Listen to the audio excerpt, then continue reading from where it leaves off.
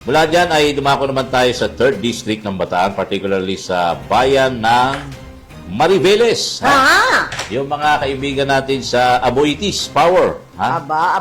Aboitiz Group. Aboitiz Power at subsidiaries nagsagawa ng courtesy call sa sangguniang bayan ng Mariveles. Yes. Siyempre bago yung Vice Mayor eh. Yes, at dumalaw din to kay Mayor AJ, Oo. di ba, sa Mayor's Office. Personal na bumisita sa tanggapan ni Vice Alcalde Jesse Concepcion ang mga kinatawan mula sa Aboitiz Power subsidiaries, particular mula sa GN Power Mariveles Energy Center Limited Company o GMEC at GN Power Dinginin Limited Company o GNPD.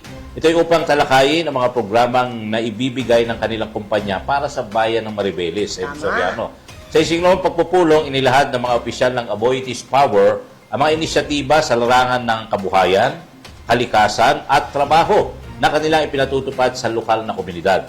Layo ng aktibidad na ang pagpapalakas ng ugnayan sa pagitan ng local government at ng pribadong sektor upang higit pang mapaunlad ang kabuhayan at kinabukasan siyempre ng mga Mariveles. Yes, oo. So, thank you so much dyan sa Kasi ang laking tulong Aboitiz ng, Group. laki ng tulong ng Aboitiz Group eh. Lalo na sa bayan ng Mariveles. Dapat naman silang tumulong, di ba? Lalo na ng panahon ng pandemic, di ba? Yeah. Ang daming naitulong yan.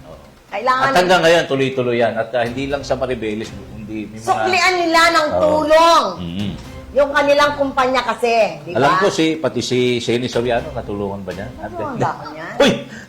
Nanonood din hi, Dad, at yung aking kapatid na si Daisy Sigaral. Hi, Daisy! Siya ba Dad, nasa Daniel Taiwan? Sigaral.